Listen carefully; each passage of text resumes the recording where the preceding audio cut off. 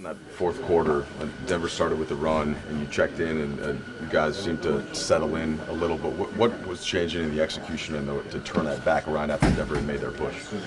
I thought coach did a good job. We just we changed our defensive what we were doing defensively a little bit. We went on small. We switched a lot of pick and rolls. They were hitting some tough shots, and it was hurting us. So the switch definitely made us get some stops. What was working well for D'Angelo tonight in his overall floor game? He really played a very smart game. He had good looks. He was really trying to get guys involved. I'm not sure exactly how many assists he finished with, but he was trying to play make, and he just stayed focused the whole game. And when he does that, we're a better team. What have you made of Zubac's progress at this point? It's great to see. I mean, you know, we could see from the start. He's very talented. I'm really proud of him and just how hard he's been working. He works hard. He's playing in the D League, never complains, comes in early. I mean, Brandon also, just really two solid rookies, and I've been saying that all year. They just very humble, really nice kids, but they work so hard, and I'm really proud of them. So who's going to be the first to ask? So what do you want to say? No, I got nothing to say. We obviously saw your posts on social media. What was your just kind of reaction to everything that went on this weekend with the travel ban? It's tough. I mean, I felt like posting something. My whole life, I've always said I've been very fortunate and very lucky to have the opportunities that I have. And I know for a lot of refugees, they can't speak up, or they could never be heard. So I wanted to just put it out there and let people know how proud I am to be a refugee, and just every opportunity that I got in my life. We've never really asked to leave my homeland.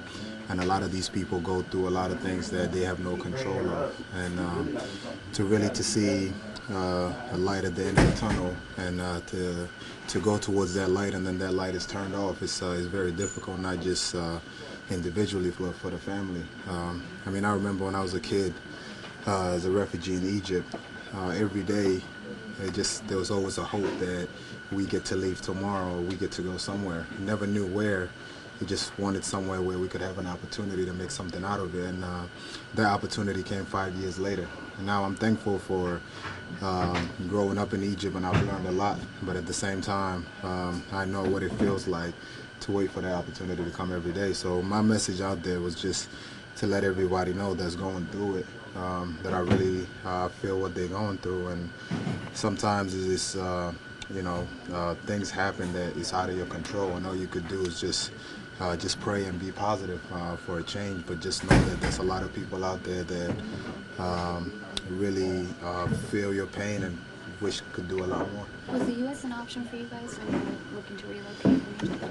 To be honest with you, everywhere was an option. I would think we're very lucky to go to the UK, and my dad and mom for us to get political asylum and to go as refugees there, and it's been great for me and my family, and I would have never had the opportunity that I have today if it wasn't for that.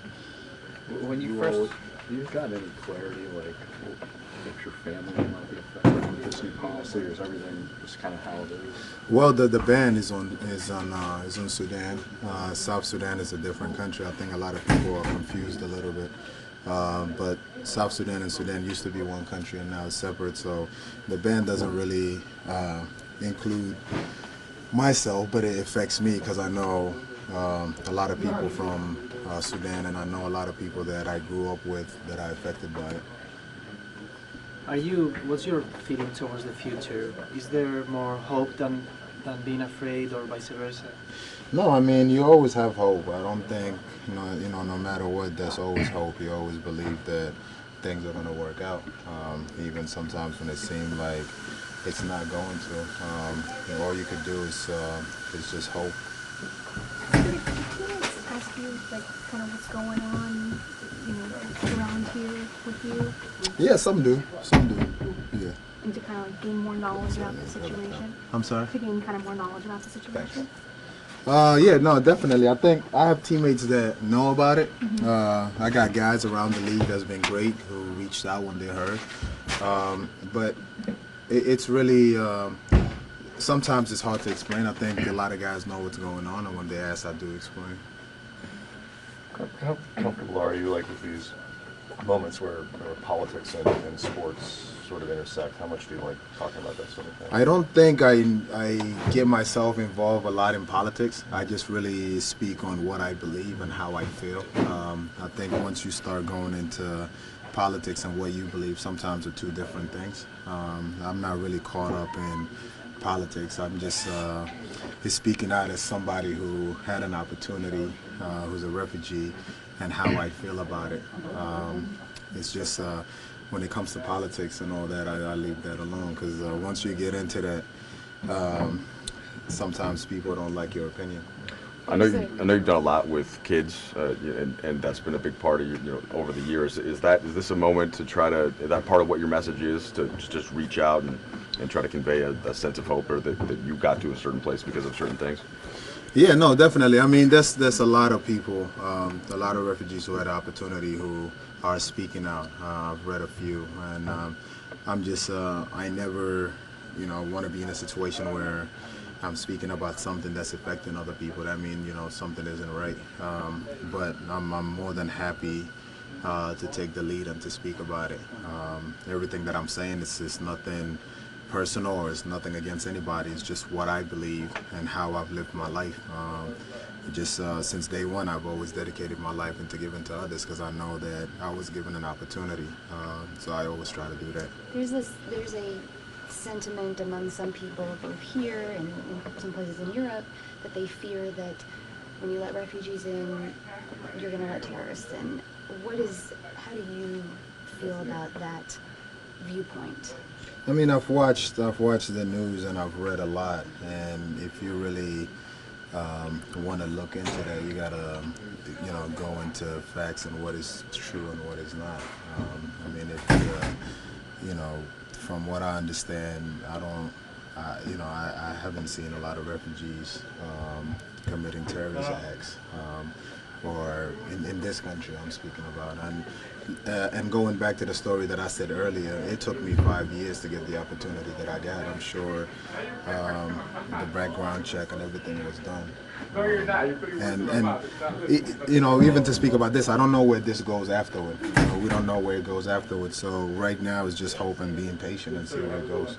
You talked about that, just sort of telling your story and just saying what you feel. How much do you think the just average, typical American understands what it is to be a refugee, the process that refugees go through? I don't think a lot of people know. It's not something that's out there. That's something that you hear about every day. So I don't blame people for that.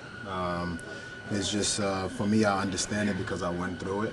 People that are around me know it because we speak about it and we do talk about it. The same time, I do understand when you're told something that's not true and you're told to believe other things. I understand the fear and your reaction coming out of it. If somebody told me a story and that's all I know, I'll probably act to what I'm hearing. And whether it's putting things out there to let people know, I don't know what the solution is to it. But a lot of people that do support this are supporting it because of what they believe. It's just what they hear and what they believe also.